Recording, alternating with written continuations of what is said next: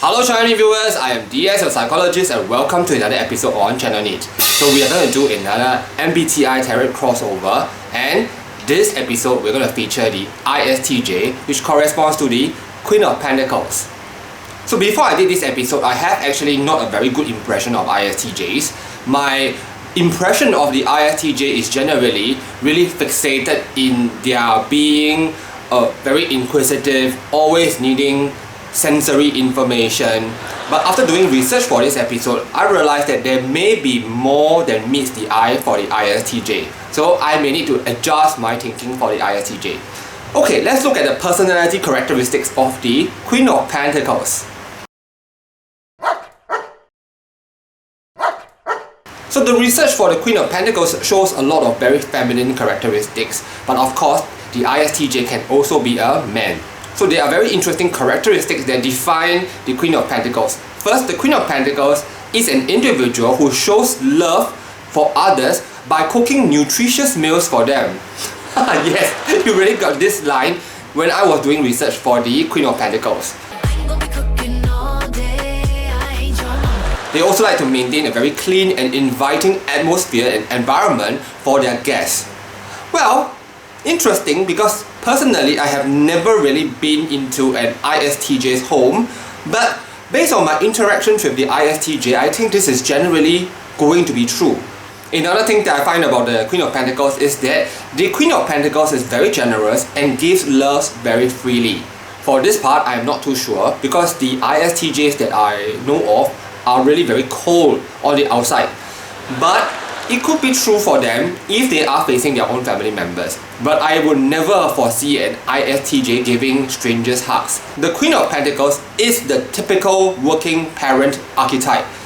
He or she is able to handle work and also manage the home equally well. So the Queen of Pentacles is an individual who can manage domestic responsibilities and at the same time also create financial abundance. Another impressive characteristic of the Queen of Pentacles is that while being able to manage work and home equally well, the Queen of Pentacles is also able to prioritize me time. He or she is able to squeeze out some time for themselves. Well, this is definitely true for the ISTJs, because the ISTJs are actually introverts. They really may need a lot of downtime for themselves. But because I do not know ISTJs really well, so I can't draw a parallel between the ISTJ and the Queen of Pentacles in this aspect and in this regard, I'm not very sure whether ISTJs generally can manage the home and their work well. But I do know that many or actually all the ISTJs that I know of are actually very homely. They prefer to stay at home. The Queen of Pentacles is masterful at taking care of practical needs pertaining to the home, family, and at work. The Queen of Pentacles is a very down-to-earth person. So when I look at the ISTJ, yes, this does resonate, but the ISTJ to me is a little bit too down-to-earth.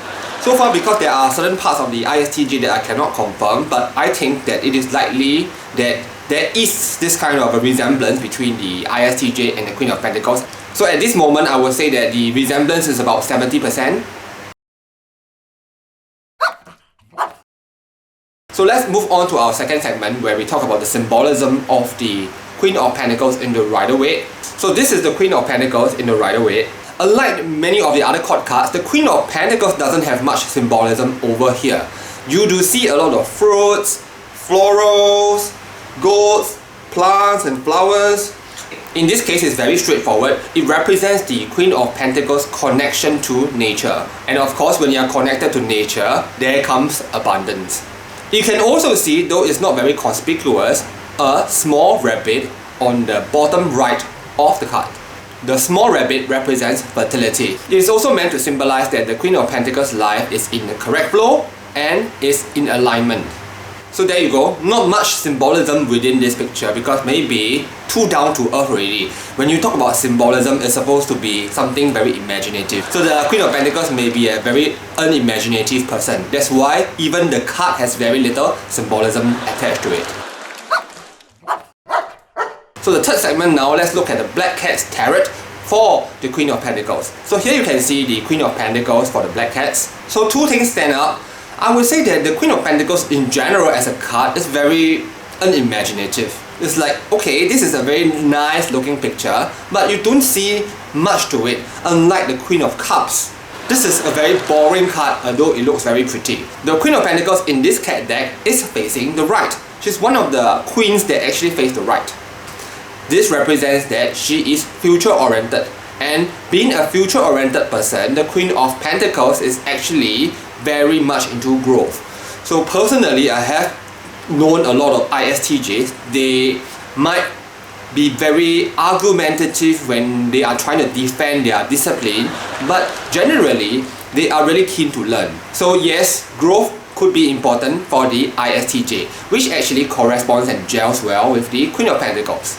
Here you see the Queen of Pentacles in a wheat field, and she's looking at the harvest and she's holding on to some wheat.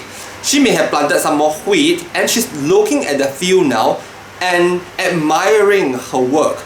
I'm not too sure whether she's really trying to watch the wheat grow or is she just admiring the field. If she is just trying to watch the wheat grow, then this is really something similar to micromanaging. So a lot of times the ISTJ just likes to wait and see. They want more information. So very similar to the Queen of Pentacles over here. And a lot of times the ISTJ also micromanages. They are too concerned about micro details. It's not healthy. Generally as an ENTJ, I don't really gel well with ISTJs, but I really appreciate them for being a J-type because they really have work ethic, and that's commendable. All in all, doing this video has given me some perspective of the ISTJ as the Queen of Pentacles, and I really appreciate them slightly more now, yes. Anyway viewers, if you are ISTJ yourself or you know of other ISTJs, you could possibly tell me whether ISTJs are really as described, really very homely people who can manage work and career equally well. Or are they just messed up individuals who appear to be good at work only? Alright, if you have enjoyed this episode, do give us a like. If you have not subscribed, do consider subscribing so that we can bring you more interesting videos like this one that you cannot find anywhere else. Okay, I'm going to sign off now for today, and I look forward to see you in our next episode. Bye bye!